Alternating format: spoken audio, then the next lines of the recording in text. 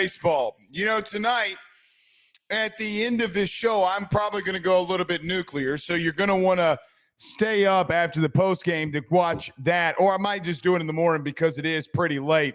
But the mecca of college baseball, and for the second time in the last 3 seasons, LSU is heading back to Omaha. Now, in 2023, obviously, you all remember that the LSU Fighting Tigers won the national championship.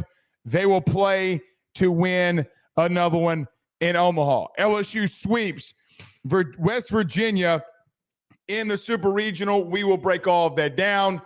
What a time to be alive. When we talk about programs, when we talk about things all the time on AYS that mainly and 99.9% of the time revolve around LSU, you will constantly hear me say that no one, and I mean no one on that campus is better at their job than Jay Johnson. There isn't anyone.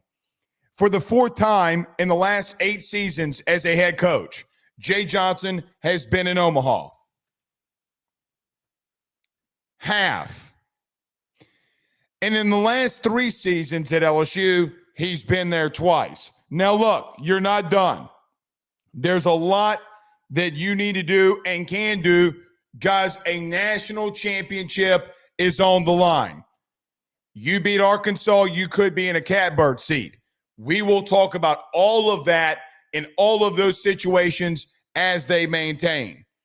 But for all of you who were saying, and you know who you were, to fire this man, comparing him to Ed Orgeron, comparing him in decision-making with Les Miles, you're all idiots. Stop being emotional. Stop being a woman. With all due respect to women. I love women. Stop being emotional. Calling you a woman's the best thing I could call you right now, as fired up as that makes me. This man is a fucking legend. And I'm glad that we have him.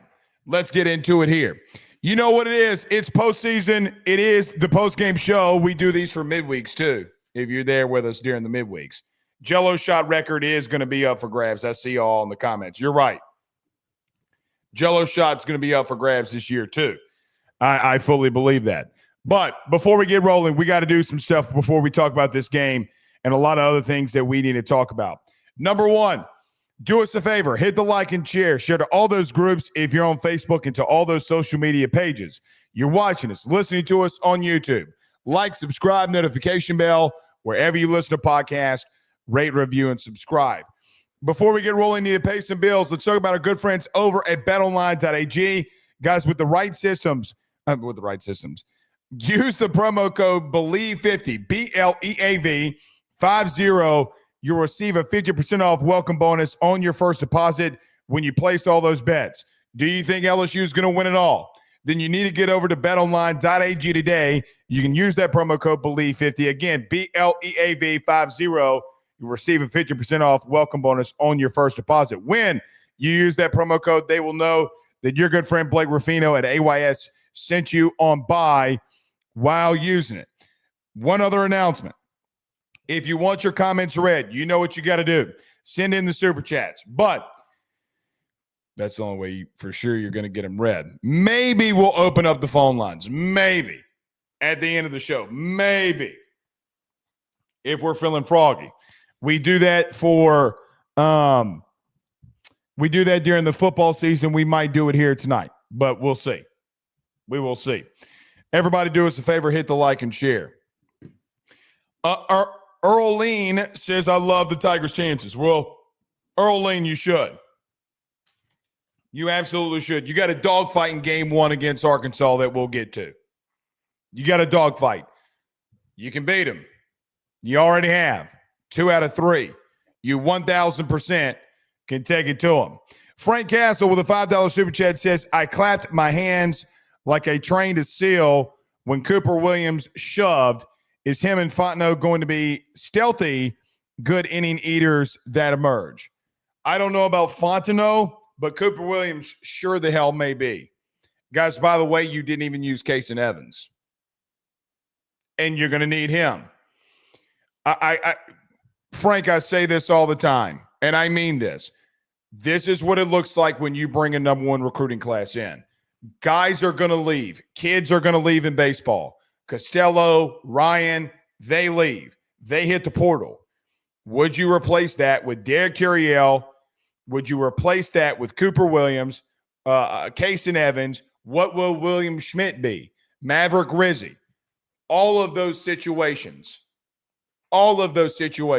Hell, John Pearson. What does he emerge into being? Is he going to mold into what his brother was and be that glue guy for another national title run? Hell if I know. But that's what it looks like, Frank. That's what it looks like. Cooper Williams has had 2 really good outings. And if Chase Shores is throwing strikes, he's the most dangerous man in college baseball. He is the most dangerous man in college baseball if he's throwing strikes like he did tonight. Without a doubt. Without a doubt. So, I mean, it's absolutely disgusting. All right, let's get moving here because we got a lot to discuss. LSU, by the way, also did get a commitment, or Jay Johnson during the rain delay got a commitment. Want to talk about it when we have the chance at the end of the show. I want you guys to remind me to talk about Dardar, who, by the way, hit a bomb earlier in the season, February 28th to be exact. He did hit a bomb off of Cade Anderson. Went 2 for 5 against the Tigers. But Frank also says, has Chase Shores prematurely found his best role? I don't think it's prematurely. Look, here's the thing with Chase Shores. We've talked about this all season. Guys, he only threw 18 innings before this season started. We were going to have to, and we talked about this. You were warned in the beginning of the season, you're going to have to live with some of the bad. You lived with some of the bad last weekend. If that kid looks like that, no one's going to beat you. Because I don't think Cade Anderson, I don't think Anthony Einstein have performances like they did tonight. Moving forward, it would be an outlier. Tonight's an outlier. This weekend's an outlier, but your offense exploded. I mean, West Virginia is really good at the plate. They hit balls really hard. Some of them got out tonight. One of them got hit to the pine trees. I mean, guys, like everybody wants to say that this 44-win team of West Virginia stunk. You're a fucking idiot if you believe that. You're an idiot if you believe that. So let's get to it here. But thank you, Frank, as always, for the Super Chats. Yes, your comments will be read if you send them in the form of the Super Chat. Top of the one, LSU is the away team in Game 2. Derek Curiel leads off the night with a double into left center field off of the wall. Guys, the emergence of Derek Curiel is something special. And he went through a tough patch, but the tough patch really came for Curiel when he went up against Texas A&M in left-handed pitching, which, by the way, in the regional and really just postseason, LSU was hitting 163 off of left-handed pitching and still just is hovering around 175, 180. But Derek Curiel has definitely found something. Now, last night he looked really great. Tonight he looked good. He does go 1 for 4, but guys, he scored 3 runs. He was on base 4 times. I will take that any given day from a leadoff guy. But he set the tone for you tonight. Without a doubt, Derek Curiel set the tone. Ethan Fry hit a fly ball into left center field that was at the warning track, and Derek Curiel would advance. Stephen Milam, who's been hotter than a hot pocket coming out of a microwave, would walk. Jake Brown would hit into a fielder's choice, would get the RBI, and a 4-6 put out, and the Tigers plate their first run. Guys, it is listen. We talk about this all the time. When you get runners on and you do the little things right, and you got runners on first and third, or first and second, excuse me. You got a runner on third. Oh, no, runners on first and third. Excuse me, I was right. You got runners on first and third with Stephen Milam and Derek Curiel. When you put the ball in play, and with a guy like Brown who can run, That is winning baseball. I know every inning that you want to get a crooked number, but the bottom line remains when you have a lineup like you have and you execute at a high level, guys, you're going to be so hard to beat. You scored 28 runs in 2 games, 28. That coming off you averaging 8.25 runs in the regional. So the offense in the SEC tournament, who was what was non-existent, which we all have to acknowledge was non-existent from the Tigers, you turn around and in 2 games scored 28 runs. It is high-level baseball when you have a runner on third with a guy like Brown who can move, you get the run in. Tigers break it open from the scoreless streak, obviously in the top of the first because West Virginia can't do anything. But they break it open. They score. The score is 1-0. Jared Jones has found something. It's a line drive single in the left field. Guys, his 200th hit. His 200th hit as a Tiger. Jared Jones might have found something here at the right time. At the very best and right time. But a line drive into left field, and then Danny Dickinson would fly out to the warning track into right field, and the inning would be over. Good. You score a run every inning, it will be a hard day in hell. You have that level of production that you're going to lose games, and you get it done. Bottom of the first, Anthony Ianson would strike out the side. He would get Guzman, Suave, and West to strike out. And I want to point out here, what a massive first inning from Ianson on a really good lineup. We talked about last night in the postgame that, look, the top and middle part of this lineup, guys, can really freaking swing it. You strike out the side in the first. Want to point this out. Luis Hernandez had to block 2 balls in the dirt, pick it up and throw it to first on a drop third strike. Guys, that will be unnoticed. Like we talked about Anthony Ianson, and we should. He struck out the freaking side in the first. Another thing is, too, is the faith that not only Anthony Ianson has in Luis Hernandez, but that's a coaching staff putting a lot of faith in the guy behind the plate. You're not calling that in the dirt. You're not calling that pitch in those situations in the first when you can get runners on, whatever, against a really good lineup that you're not calling that. Luis Hernandez getting 2 big blocks and throwouts to first on a drop third strike. Anthony Ianson would K up the side. Top of the second, guys, this is where you just got rolling, man.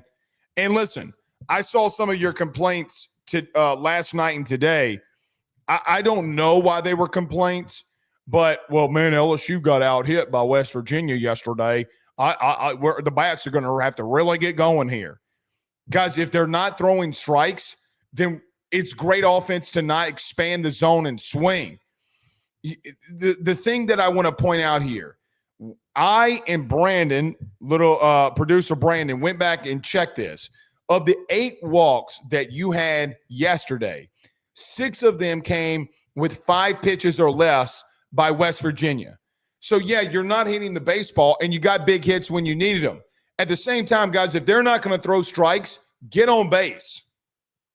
Like, do not expand the zone. I have absolutely no idea why there was complaints about that, but this is LSU, and this is his fan base, and all of our comments – last night we get off the show, oh, well, the Sticks better get with it, man. Sticks better get with it.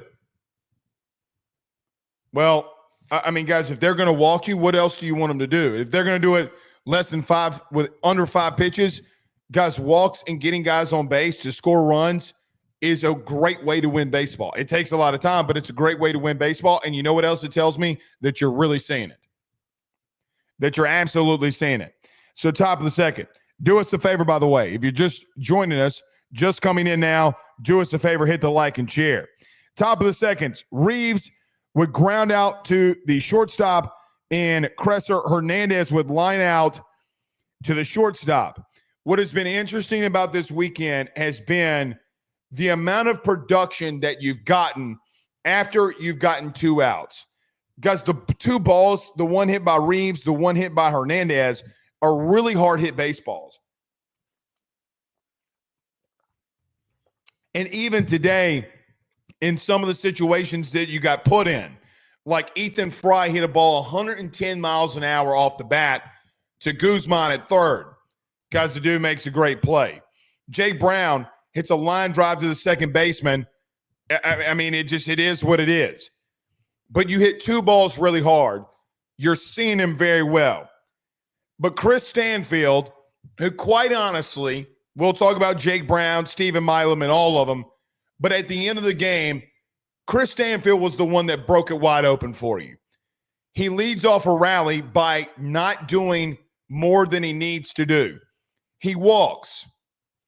And every time that you get a runner on, every time that you extend an inning, and with that heat and that situation at night on the road, Cortzanes, the starting pitcher for West Virginia, who part of their coach during the TV interview said that he was battling some kind of illness, and I feel bad for him, but it is what it is. Every time that you extend an inning, great things will happen. In the second, Stanfield would walk, Curiel would walk, and Ethan Fry would walk. So you have the bases loaded with two outs. The big concern all season, if you've watched any postgame or any time that we've talked about this team, man, you haven't had a lot of production at times with the bases loaded. You have them here in a super regional in the top of the second. You're up 1-0. And then Stephen Milam comes up. Now, thumbs up in the chat right now if you were in last night's postgame show. I want you to do me a favor. If you were in last night's postgame show, give me a thumbs up. Because if you were, you're going to remember what I'm about to say. 2 weeks ago against South Carolina, a month ago. It's technically 4 weeks now. 4 weeks ago, we came out here on a couple of postgame shows against South Carolina. And I had stated, and we had a discussion in reference to, hey, man, you lost that game 1 versus South Carolina. You won the weekend. But, man, I got to tell you, Stephen Milam didn't look bad at all. You go into the SEC tournament after he gets a couple of hits against South Carolina after really struggling, and you're like, you struggled against Ole Miss, but is he not the one that looked the best at the plate?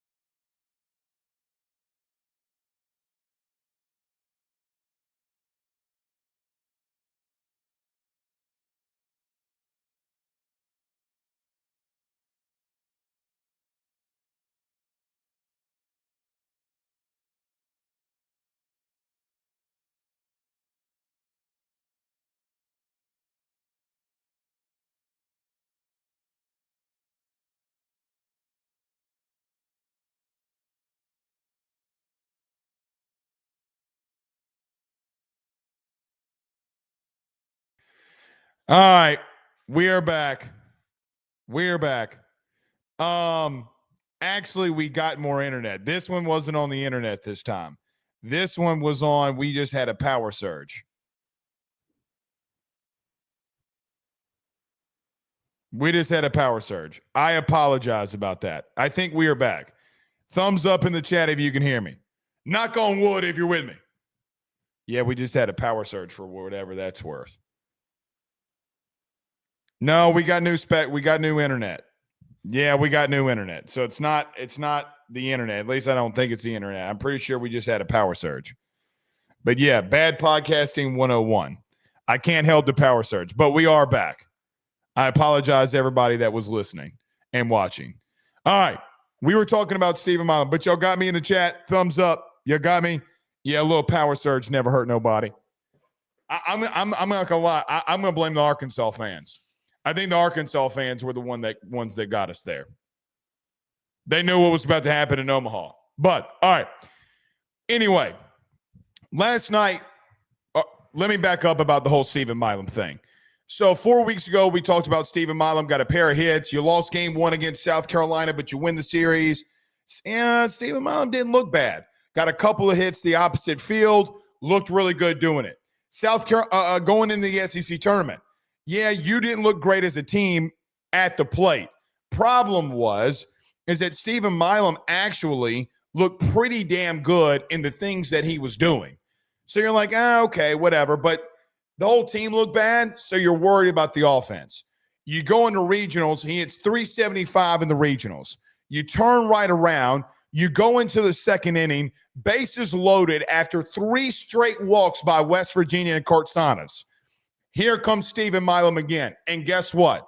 Approach is the same as it's been for a month now. Very level swing. Getting up close to plate and swinging the shit out of it. Ball on the outside half of the plate. We're going to adjust. We're going to take the pitch the other way, which led him to a grand slam yesterday against West Virginia. Stephen Milam is hotter than a hot pocket coming out of a microwave, man. We talked about this last night, so I'm not going to extend on this. But, man, the kid's postseason run last season when you needed him, and you needed him earlier in the SEC tournament, even in going into the Raleigh region, or not the Raleigh regional, going into the Chapel Hill regional where he was very big for you and walked the game off by hitting a bomb. Guys, you can really start opening shit up in the second inning if you hit a big one here and he clears the bases with a line drive double down the right field line. Now, I thought he could get a triple considering where the ball was hit, but he does end up at second, don't win in the inning. Dude, as Stephen Milam has gone, we have gone offensively. Jay Johnson has made and done some tinkering this postseason, especially in the super regional. Guys, he's pushing all the right buttons. None bigger than putting Stephen Milam in the 3-hole. None. Absolutely none. Now, you could say Curiel going to the 7-hole, hitting the bomb yesterday. Sure. Guys, Stephen Milam is red hot. And I know a lot of you have watched a lot of postseason baseball. Oh, and don't, I'm writing this down. We're talking about the ACC tonight, too. Don't let me forget that either when we talk about Dardar. At the end, your new commitment. But Stephen Milam, man, it is as he is going, you will go. Jay moving him there tells you everything that your head coach thinks about who he thinks his best hitter is right now. Guys, it is Stephen Milam. It is Stephen Milam. Monster Milam's bat has found it. And if all it costs me is one error yesterday, then by God, let's have it. By God, let's have it. For all of those that didn't hear the postgame last night, I will just reemphasize what the main course of talking about Stephen Milam is. His approach is different at the plate because he's not trying to launch the ball out of the yard. Now, he did that yesterday by taking a pitch on the outside part of the plate and taking it the other way and hitting it really hard, and it gets out. When you do stuff like that, great shit is going to happen. But 3 straight walks, line drive, guys, don't know what else better that you can do here. There really isn't anything better than you can do. If they're going to walk you, take it. It just also screams to me at a very high level that you're really seeing the shit out of it. Stephen Milam opens the game up 4-0. Jake Brown would follow, and he'd get a line drive RBI into right field that would get home Stephen Milam. A pass ball would advance him to second base, which then would give an award Jared Jones an RBI on a pop-up that the second baseman missed. That kid had a rough night. That kid had a very, very rough night.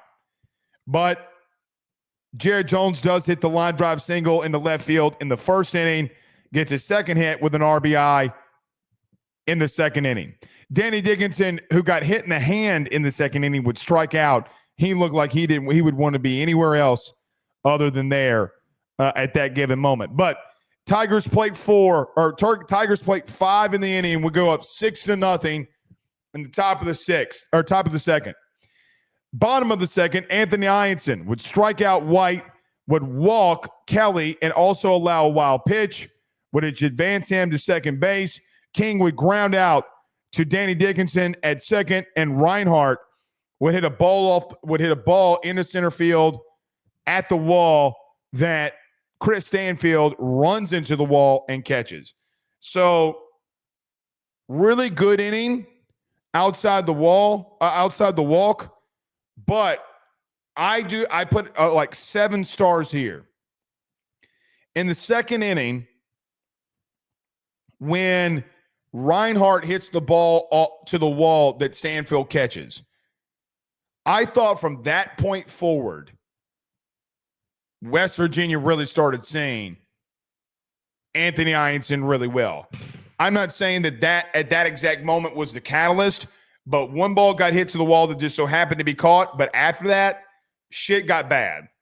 Shit got bad a little and hairy there for Anthony Ianson. Again, nothing wrong with it. It's an outlier, and it's been an outlier through SEC play. But, man, that he got touched from that point on. So we'll talk about that. Top of the third, a new pitcher for West Virginia. Meyer, one of their top relievers, would come in. Cartzonis, it's so funny, man. The kid was laboring. Must have been ill, like their head coach said on the telecast. But, man, 2 innings from your starter is not going to win you shit. And I thought even last night they mismanaged an entire situation. But that's neither here nor there. The top reliever for West Virginia comes into the game, and Tanner Reeves walks. Let's stop right there. We also had a conversation last night, and I did not think that Brazzi would be benched. I thought Jay would run him out there again and then bring in Tanner Reeves at the end. He didn't. He started Reeves, and he had a hard ground ball to the shortstop, and then he draws the walk in the top of the third. The only thing about Tanner Reeves has been, if he can play defensively good at third, because of the way, even though a lot of times that he's at the plate, when he's hitting the ball, they are outs. They're really, really hard hit. And at some point, with enough at-bats, Tanner Reeves and Tanner Reeves' situation, those are going to fall. It's only going to be a matter of time. And, guys, you have a shorter season here. Does that happen in Omaha? Looks like we got a new third baseman that's been flip-flopping. Brazzi's been there a lot this season. And listen, I like Michael Braswell a lot. Good dude.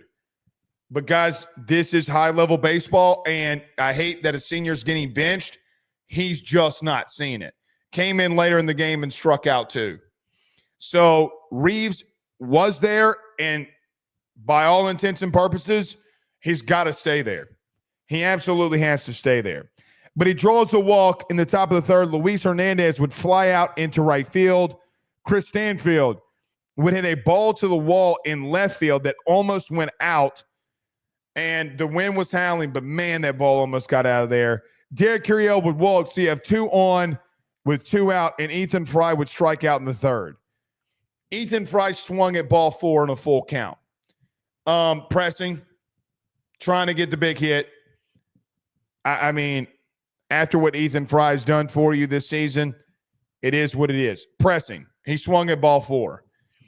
I do think that in that situation, if you're Ethan Fry, you got to really look for your pitch because they have been all over the zone. Meyer had been all over the zone. I mean, the 2 strikes that he threw to you, he got one on a 3-1, and then he threw a breaking ball or a fastball on the outside that you didn't want. He really just threw one true strike to you. Now, he gave you a give-me pitch on the 3-0, and you didn't swing. But, man, you could have really – with Stephen Milam, who just hit a 3 RBI double, for you to get bases loaded, you got to be really locked in there. No telling what could have happened because Stephen Milam did come up in the next inning after Ethan Fry, and it wouldn't have played it a run, but he hit a line drive right to the shortstop. So even then, the situation that you're in, got to be a little bit better aware about that and making sure that you take that ball forward to get on base there. Bottom of the third, Anthony Ianson would give up a ground ball to Danny Dickinson. He'd give up a walk to Cresser, a chopper infield single to Stephen Milam, where Stephen faked the throw to first and threw it back to second. And Jay Johnson challenged the tag by Danny Dickinson on Cresser here. I was questioned a little bit about Jay challenging that call out at second base because, man, it was so early in the game. And you're up 6-0. So even then, if you give up, I mean, because it's like you gave up a walk and a chopper into the infield. I didn't agree with that one at all. I really didn't agree with it. But they challenged it. It was upheld. Nothing would come of it. And that's good. But, man, you could have, you need to have that other challenge in your back pocket. If that's the only blemish from Jay on the night, then or the fucking series, which it is, I guess it is what it is. But, I mean, I just, that's a tough challenge there. Swab would hit a ball off of the wall, but Jake Brown is there to catch it and got the ball back in quickly. They do not advance, which was a big deal. Ball that was at the wall that Jake Brown caught, and they don't advance. Ianson would get West to strike out. So in 3 innings, he's got 5 Ks, gotten a little trouble there, but not too much. Top of the fourth, Milan would hit a line drive to the shortstop. Brown would get hit by a pitch. Jones with a line drive single into right field. Let's talk about Jared Jones. I think he's seeing it, and I think he's seeing it really well. An 0-2 curveball that he waited back on and hit a line drive into right field. Because he was 3 for 3 at this moment. Now, one of them was a pop-up that on a good day, or just an average day, it should have been played. Even if so, if Jared Jones in his first 3 plate appearances is 2 for 3, then my God, give it to me. The approach is starting to change, man, at the right time. This team has got to continue with the same approach that they've had. When Jared Jones is taking a curveball that is perfectly placed, guys, go back and watch it, perfectly placed, and waiting back on it and hitting a ball into right field, that's all that he needs to do. That's all he needs to do. Just beautiful display of hitting. If Stephen Milam and Bear Jones get moving, guys, all right, I'm getting chills thinking about what could happen here. I'm getting chills. Literal chills here about just what type of run that you could have. Like without a doubt. Without a doubt. It's going to be a special one. It could very much be a special one. So yeah, we'll see. But Jones with an 0-2 line drive into right field. Danny Dickinson would hit a ball right back to the pitcher and would have a put out on a fielder's choice. Reeves would hit a ball off of the left center field wall that was caught by White. It's I can't be mad. I can't be mad even though you didn't score a run. You got a hit by pitch, a line drive single. You had a line drive by Stephen Milam right to the shortstop, and then Reeves hits one to the wall. Welcome to baseball, man. Welcome to baseball. I mean, they're finding the barrel, dude. They're finding the barrel. So it is what it is there. Tigers, it would remain 6-0, but you did everything that you needed to do. Everything you needed to do. Bottom of the fourth is where things got very hairy for Anthony Ianson. White would hit a line drive home run into right field that guys, I did not think would get out. That wind must have really been blowing for that line drive to get out of there. And it was. And Anthony Ianson has not been all season. Guys, he's given up 4 home runs on the entire season. In this 4th inning, he gives up 2 just in this inning. The line drive, I mean, they started to really find it. Look, here's what I'm going to say. This lineup for West Virginia could really swing it. They could really swing it all year.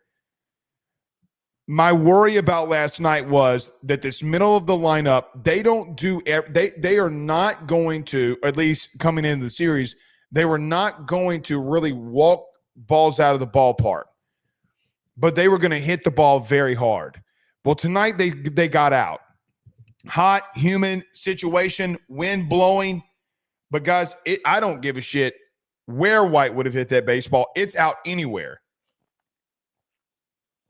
Hits into one of the deepest parts of the park. I mean, it's just a really good display of hitting by them. Guys, that was a really good offensive team you saw. In their own way. Very good. Anthony Ianson would turn around and get two quick outs. Kelly and King. Kelly would strike out. King would ground out to Stephen Milam.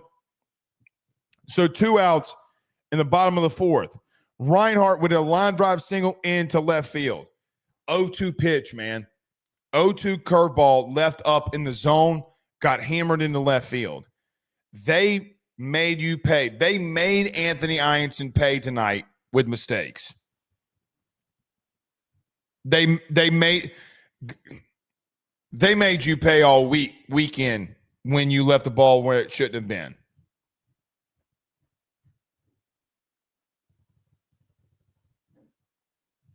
They made you pay. So, I mean, good on them.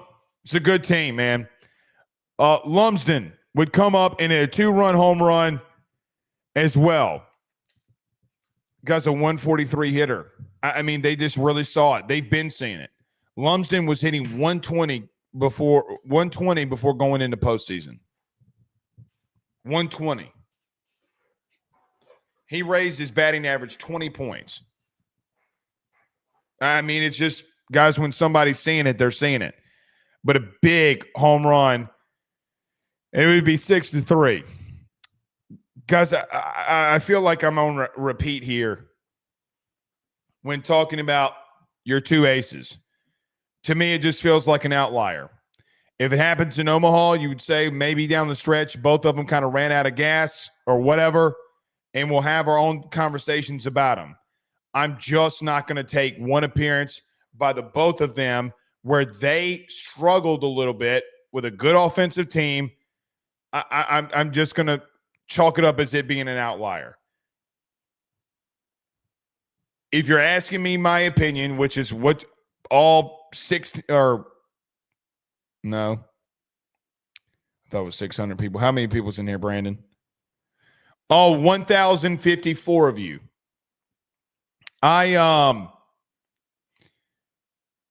It's just a really good lineup, and I'm chalking this up to an outlier. I don't want to pass by you giving up 2 home runs in an inning by saying, oh, well, we're going to Omaha, who cares? I don't like doing that. But what I also want to point out is I just don't think that it's a problem right now. They've been too good all season, but West Virginia, man, with their season on the line, they're fighting back. And I thought Dave Neal and Ben McDonald said it the best. Look, man, this team had no quit in them. And tip of the cap to them. Tip of the cap to them, because 1,000%, they fought. And it is what it is. After you give up the 2 home runs and it's 6-3, top of the 5th, man, you went 1-2-3. And I'm like, oh, shit, we got a game here. And you did. Top of the 5th, Meyer got Hernandez to the ground ball single right back up the middle, but Stanfield would hit into a 6-4-3 double play, and Curo hits a ball to the first baseman where he would be out. Bottom of the 5th, Ianson would walk Guzman. So the top of the lineup here, Suave would hit an infield single, as well. West would strike out. So 2 runners on and 1 out for White. And another line drive single, that guy's on an 0-2 pitch, a line drive into left field where a curveball that's left up. They just kept making Anthony Ianson pay for mistakes. Every mistake that he had, one got touched up, and it went on to being a 2-run home run, and then you give up a mistake here, and it's a line drive into left field for an RBI. Also, what am I doing? Oh, excuse me. No, that's right. Line drive into left field that would give White an RBI 6-4. Because I couldn't read my writing here. The infield single and the walk, fine. I mean, like, the infield single by Suave also was the safe at third play, by the way. So LSU challenged it. That's why I was reading all my notes here. So you got first and third and no outs. And you challenged the play at third from Stephen Milam with a ball hit to shortstop, and you threw it to third. Let's talk about that. I saw a live you saying, oh, Stephen Milam made a horrible play. Guys, if a ball is hit to the right side of you as a shortstop, ask any head coach this. Ask anybody who knows high-level baseball this. If there's a runner on second and a ball is hit to shortstop and someone is running to third and there's no one on first, the play is to third. I mean, it's a long throw to first. If you think that you can make the play at third, I actually don't hate Stephen Milam's decision there. It's the right baseball play. The problem is it's damned if you do, damned if you don't.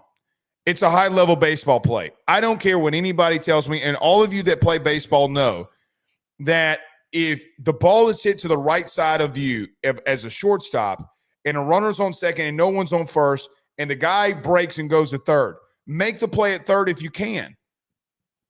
I mean, you're preventing a run there. If that play results in Guzman being out, then we're saying, oh, my God, Stephen Milam, what a play. What a freaking play. It's a really good play and decision. It's just not the outcome that you want. I want Stephen Milam making that play again because the next time he's going to be out.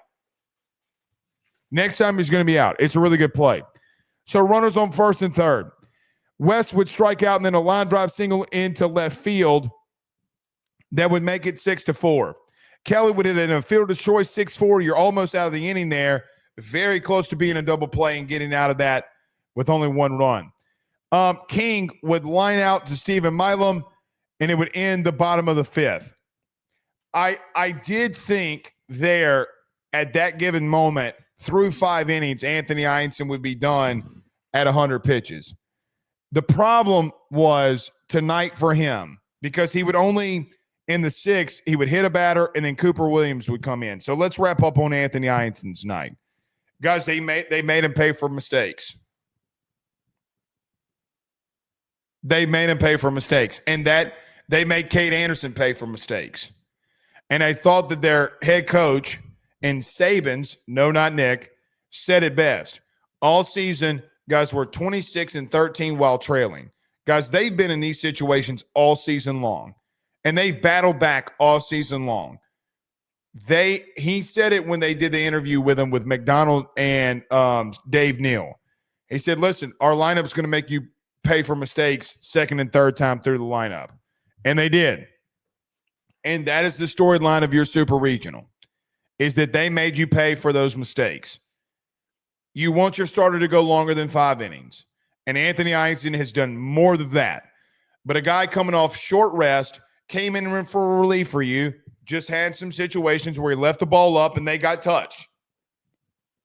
Again, an outlier. He struck out the side in 5 innings, got 7 Ks. That's not a bad situation. He didn't walk, but let's see, 1, 2. He walked 2. I mean, just not a bad situation, man. It's not a great outing. It's a good outing, but not a great outing. Maybe an average outing by Anthony Einstein. I just think that you're going to be able to go in Omaha. And listen, we're going to need him. We're absolutely going to need him. And I think Kate Anderson and Anthony Einstein are going to be fit up to the bill. The thing with it, too, and look, what worries me about going to Omaha, I'm just going to go ahead and get this out of the way. You just haven't hit the ball well on the road all year, no matter where you've gone. Hopefully we can make that like a home environment and it benefit in our favor. So I think Kate Anderson and Anthony Einstein are going to be pissed off. Kate Anderson was pissed last night in the postgame. Did y'all listen to it? He was pissed. I don't think I've ever seen Kate Anderson, the accountant, that pissed.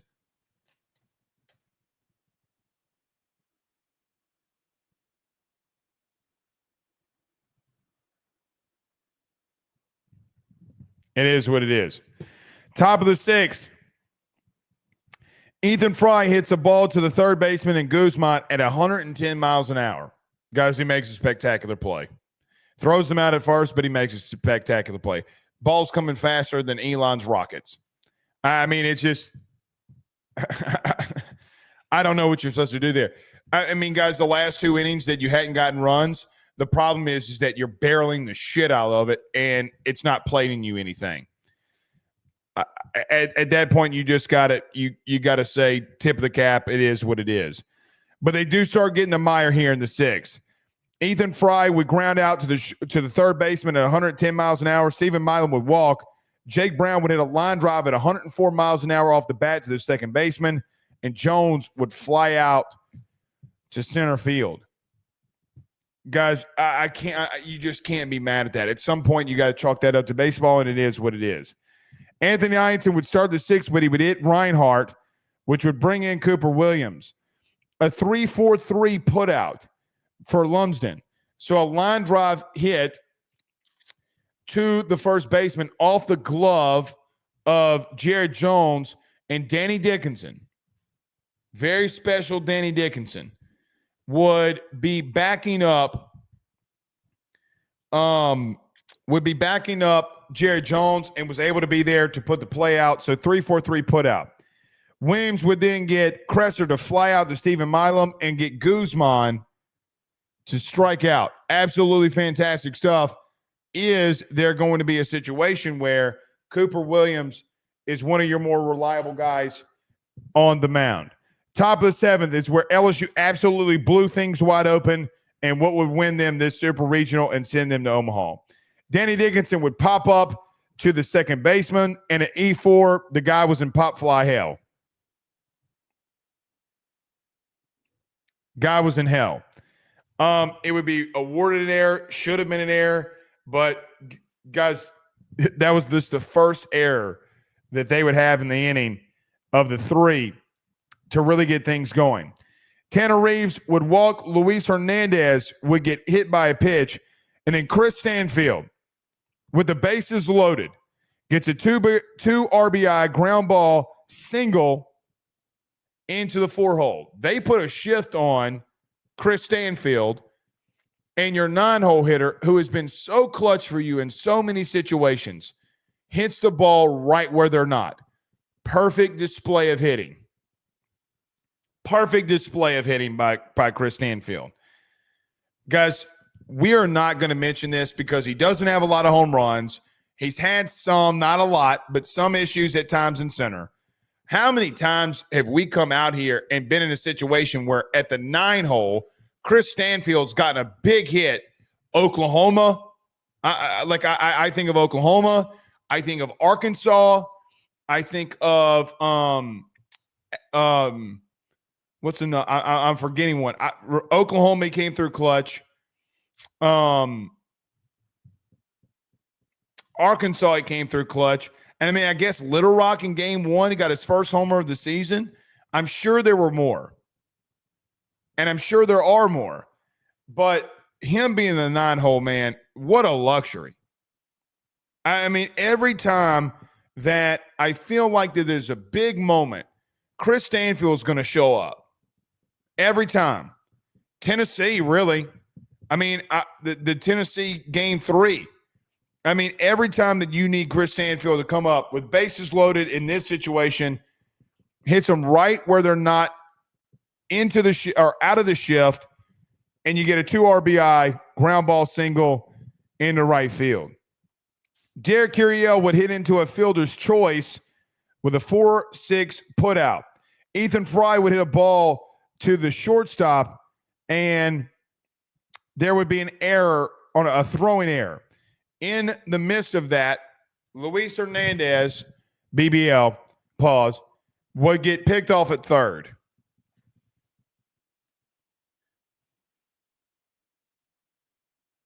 You can't get picked off at third. I mean, you just can't get picked off at third. I'm going to excuse Luis Hernandez. It's a boneheaded decision. His third base coach needs to be on it too, to tell him to get back. When a third baseman is running to the base, there's only one reason when there's a runner on that a third baseman is running to the base in that situation. You got to be on it. That's on Luis. That's on Josh Jordan. Luis Hernandez last night stole a base for you. Baseball gods took it back. Baseball gods took it back. Luis Hernandez has done some good stuff on the base paths this season. You just can't get picked off at third. You got in a situation where in a fielder's choice by Derek Curiel, the run would have scored. I mean, you would have won. You would have gotten 13 runs. I don't think your third base coach nor Luis Hernandez was paying attention. With that being said, it is what it is. I'm just not going to overreact to something like that. But Derek Curiel with a fielder's choice would also have a stolen base. Ethan Fry would hit it to shortstop, which would have played an error, the second error of that inning. By the way, there was an error as well on Derek Curiel's stolen base. Ball was thrown into the outfield, and then another error, which then just prolonged the inning. For guess who? Stephen Milam. RBI line drive double into right field. He's the hottest hitter on your team right now. It's not close. I mean, I don't know if you're wanting to give MVPs of the Supers. It is, without a doubt, Stephen Milam. It's not close. I don't know if you don't say just the entire postseason that he's not been your MVP.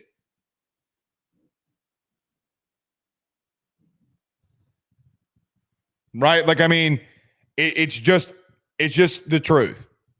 So it is what it is. It is what it is. I don't want to keep harping on Stephen Milam, but I feel like I need to here.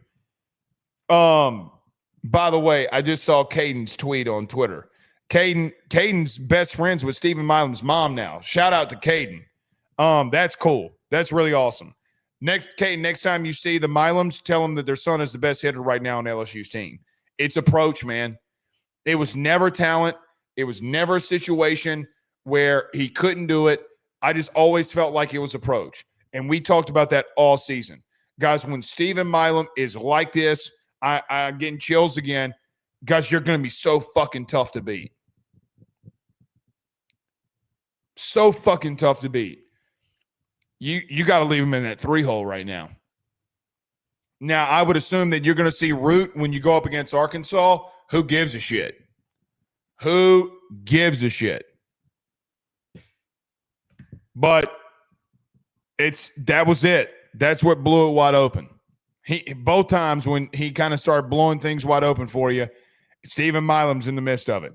Jake Brown with a 2-run home run into center field, which I kind of felt was like the bang moment. You know, like in NBA Finals, when someone hits a 3 and your boy's like, bang! I felt like the Jake Brown home run's the same. It was the same thing. Like, God, dog, man, it's over here. I ain't gonna lie. I stopped getting indigestion as soon as Jake Brown hit that bomb. I mean, like, legitimately. But look, you had a massive 7th. You had a massive 2nd. And it's what won you the game. You made them the big thing is if you want to look at West Virginia offensively, they made you pay for mistakes, and LSU just continued to make West Virginia pay for mistakes. And that's how you win games. Bottom of the 7th, Cooper Williams goes 1-2-3 with a fly out to Danny Dickinson, to Chris Stanfield, and a diving catch by Derek Curiel. I don't know if there's anything that he can't do. McDougal comes in at the top of the 8th. Braswell would strike out Hernandez with a ball right back to McDougal. Stanfield would walk, and then Curiel would hit a ball back to McDougal. So you don't go 1-2-3, but you're pretty much out in order there. Bottom of the 8th, Cooper Williams back in and gets a line drive into right field, a ground out to Danny Dickinson, and then Reinhardt hit one into the pine trees, literally. So what? So what? I thought it was a good time for Jay to go and get Chase Shores, but he goes and gets him after Swain walks. Cooper Williams did some really good things, man, and you're going to need him down the stretch because look, man, you're going to need all the arms that you can get. And you can't put a premium. Here's a quote of the night, too. You cannot put a premium on elite left-handed pitching or really good left-handed pitching. You can't. Cade Anderson, look what he's doing. Riley Cooper and what he did. Gage Jump. And now, can Cooper Williams be that dude for you? Situational lefties like Primo are one thing. Dudes that can come in here and shove and lock shit down as a freshman, you're going to need him. You're going to need everybody. It's good seeing Cooper Williams, who was a part of that really talented number 1 overall class. It's very good to see that Cooper Williams is coming into his own. And quite honestly, I think Cooper Williams, even in the regional and even when he's coming in his last appearances, he's looked sharp, man. He's looked good. So what can Cooper Williams be will be the ultimate question. So after giving up a home run and a walk, Chase Shores would come in here and just dick everybody down. I mean, he's like your favorite porno star. I mean, look, man, this dude, look, Chase Shores comes in and strikes out Kresser, and the last pitch is 101 miles an hour. If Chase Shores is throwing strikes, ain't nobody going to hit his ass. Ain't nobody going to hit his ass. If that's the dude that you're getting, shit. I mean, guys, nobody has better stuff on this team than Chase Shores. Nobody. I agree with Jay when he said in his postgame that Jacob Myers, Chase Shores might be the two guys that get to the Major League Baseball the quickest. And everybody looks at this and they're like, what are you talking about? Have you seen Cade Anderson? Have you seen Anthony Ianson? Yeah, he's seen him. But the guy who's been to Omaha 4 of the last 8 years and 2 out of the last 3 years at LSU, guys, you can't teach 100. You can't teach a fastball, a sinker that's coming at you 101 miles an hour on the edge. Guys, that's Skeens like shit. Legitimately, it's Skeens level shit. It's just that, look, Chase Shores came into the season with 18 innings pitched. He's out all last season with Tommy John, comes back and he struggles as a starter, and now we saw a bad outing in the regional, but man, when he's on it, he's on it. God, when he's on it, he's on it. Here's a hot take for your ass. I don't know if there's a better arm in college baseball today, better than Chase Shores when he's on, when he's throwing strikes. Because even the second strikeout that he would get, so he would come back into the top of the ninth, and he'd get the 2-0 hitter and Suave to strike out on a slider on the outside part or half, which he could not locate last weekend. If he is like that, and you're tossing 100 plus into the zone, he's going to be unhittable. He's just going to be unhittable. Can he command his elite shit? When he's on, though, man. I mean, nobody's going to beat him. He's just got that high level of shit. So he does come in and strike out Cresser to end the eighth. Top of the ninth, Fry would strike out. Milan would ground out to the third baseman. And Josh Pearson. You know, we talked about this last night. I was hoping that I know everybody wants the moment for Josh Pearson, and I wanted that moment too. He deserves it. I don't know if I wouldn't have allowed Josh Pearson's last day be at LSU to be the Grand Slam. He deserved the ovation. Gonna need him too. Newsflash. He's starting game 1 versus Arkansas. So you're probably going to see a left-handed pitcher en route to start off your Omaha run. Josh Pearson's going to be in that lineup. I don't know if he bats leadoff again. Maybe he does. Maybe he doesn't. Regardless, it's not the last time that you're going to see Josh Pearson. We talked about Josh a lot last night, and we need to talk about him again. To win national titles, you need dudes like him.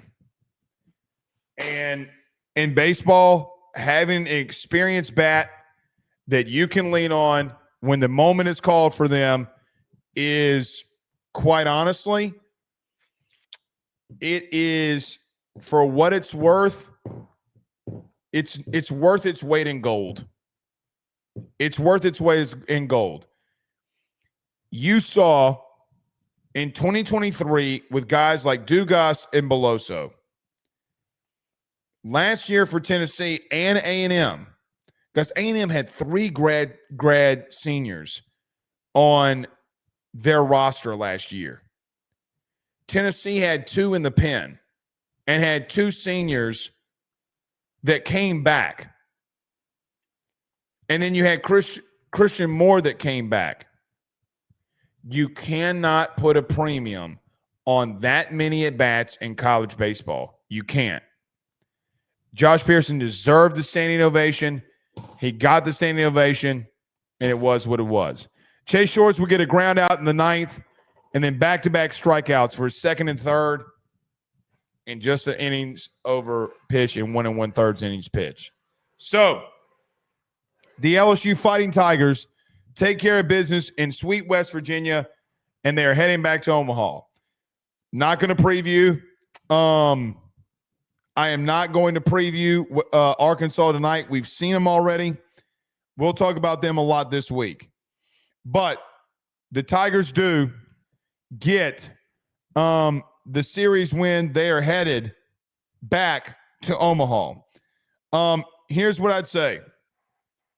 This team was always destined to do what they were doing and doing what they did.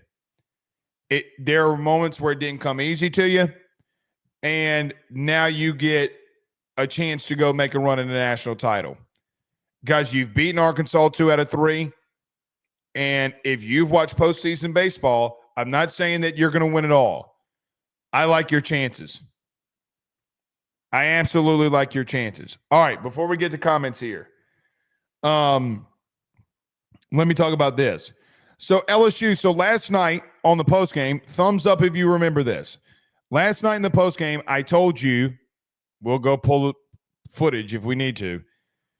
Last night in the postgame, we talked about that LSU also had a commitment from baseball.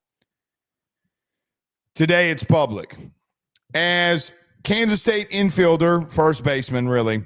Seth Dardar out of Holy Cross, New Orleans, out of Mandeville, Louisiana, committed to LSU. Dardar had a 326 batting average this year where he hit 13 home runs and 45 RBIs. Dardar also went 2 for 5 against you early in the season when he faced off against you. He had a home run off of Kate Anderson. Experienced bats with pop, man. Jay just did the weather delay because he needed to make sure that Dardar was going to announce his commitment. Jay knew what he was doing. I like Dardar a lot. I mean, guys, look what he did against Big 12 pitching. Can he come in here and do that for you? Can Jay work with some stuff on him? But a kid that wants to come home and play for LSU who can swing it. Guys, he hit a bomb off of you and your ace. So a really big commitment. Jay said that they were going to be very picky on who they pick. Here's what I'll tell you. There are some arms in the portal that were there this weekend that they're really going after. Last night, after the game, or yesterday after the game, the coaching staff went into full recruiting mode. And I'm just going to tell you this. Some of you were calling for Nate Yeske to be fired. Now, I've been waiting all night to do this because I'm tweeting this live.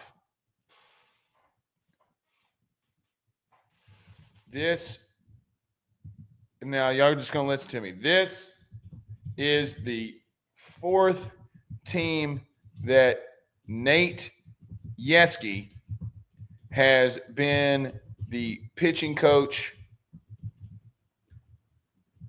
with a team going to Omaha. Nate Yeske was recruiting his ass off last night. Take the hint.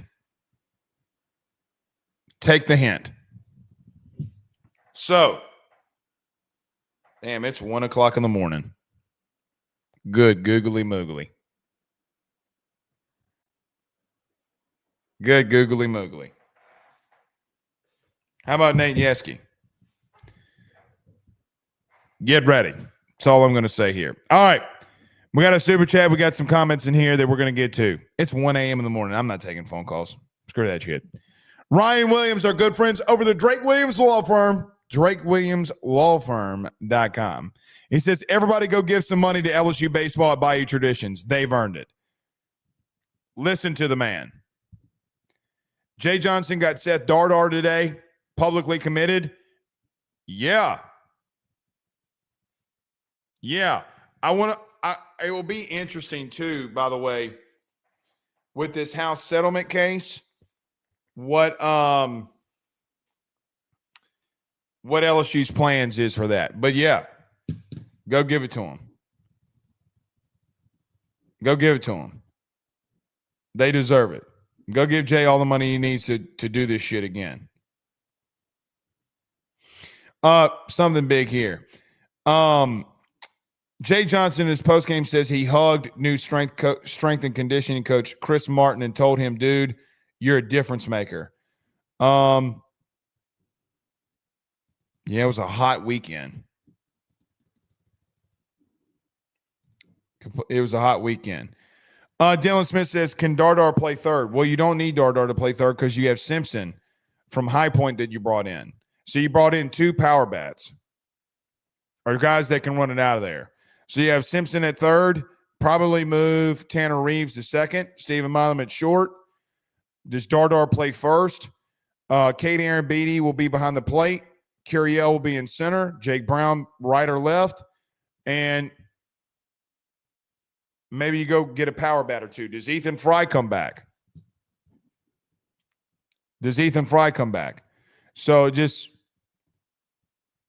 we'll see. Trevor says it's not late, it's early, getting ready for work. Damn. Bro, people are getting ready for work and I'm doing a post-game show. I ain't waking up. Y'all don't hit me up at 7 a.m.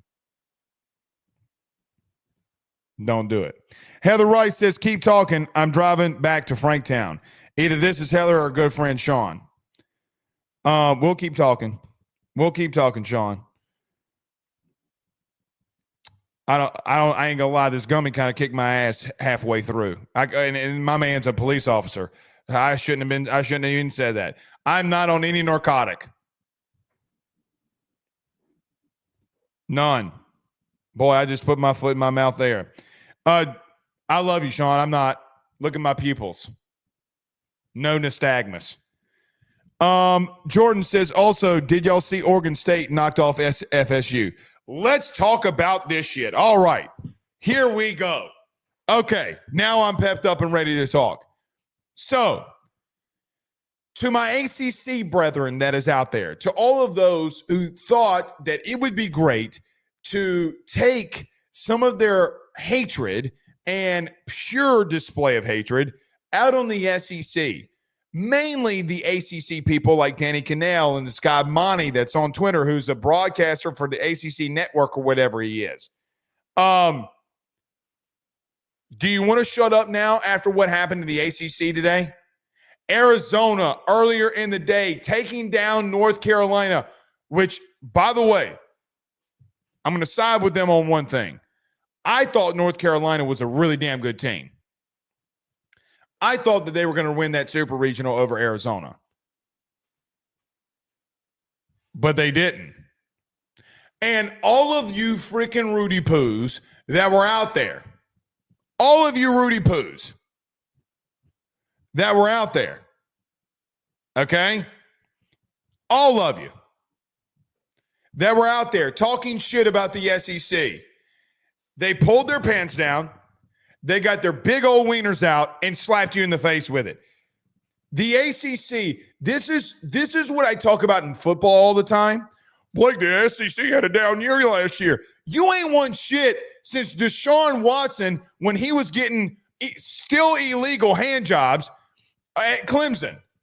And nobody knew that what he was doing with masseuses, okay? Like, that's the last time that you won anything of relevance. Georgia Tech was the ACC regular season champion. They got outs. They got put out by Ole Miss. Clemson, hosting a regional, got put out by Kentucky, who was 13-17 in the conference. Today, you have a situation where Arizona rallies and beats North Carolina on the road in Chapel Hill. Then Florida State goes out to Corvallis and in game 3 got absolutely abused. Absolutely, utterly abused. So from the ACC people that were coming out here saying, like, oh, the SEC, they shouldn't have gotten 13 teams in. Now look at them. Now look at them. Yeah, you're right. Now look at them. You're both going to get the same amount of teams into the playoff or into Omaha. Well, you might not, because Murray State might knock off Duke tomorrow. If Duke loses tomorrow, the only ACC team that will be left in will be Louisville. Will be Louisville.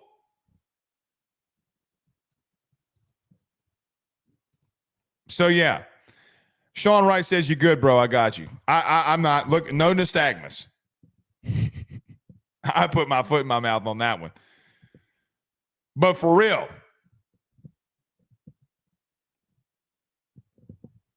Jesus H. Christ.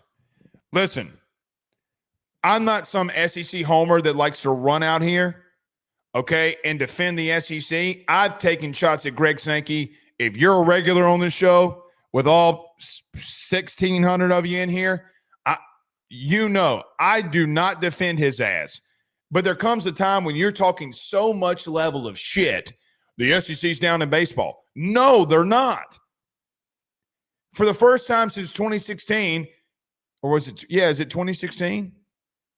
If I'm not mistaken, it very well may be that you don't have half of the field in Omaha. I mean, like, what are we doing? The last 2 seasons for the national champion, you've had 4 SEC teams.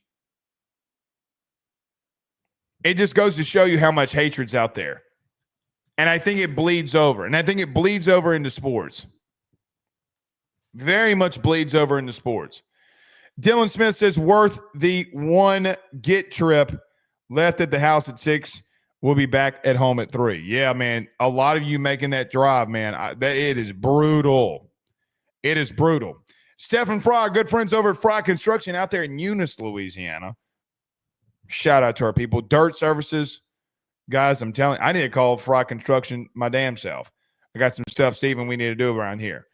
But Eunice, 337-457-5100. Stephen, how do I know that your business number more than I know my own telephone number? That's how you know. That's what you call good plugging right there, pause. But he says a 415-foot bang by Jake Brown, without a doubt. That was the bang. That was the bang. Listen, LSU's approach the last 2 weekends have been good at the plate. You keep doing that, you're going to dominate some teams. You're going to dominate some teams. Yeah, I know. Some pause-worthy comments. Yeah, I know. It's 1 a.m. in the morning. Anything past 1, you're fine. Andrew Taylor says we're going to Omaha, baby, without a doubt. Without a doubt. Jaron Green says Arkansas and LSU, the 2 best teams left meeting in game 1 in Omaha, kind of sucks, but should be off the charts. Without a doubt. Without a doubt. They are the 2 best. They're definitely the most talented. Now, the Chanticleers out there in Coastal, where they've won 23 straight games, that's some LSU 2008 vibes? With Matuk and the boys. So, yeah, look who it is, our good friend. Joy says those pop flies were beautiful, without a doubt. And look, man, West Virginia couldn't do shit. They couldn't do shit. So, yeah, Jay Johnson's not Les Miles or Coach O.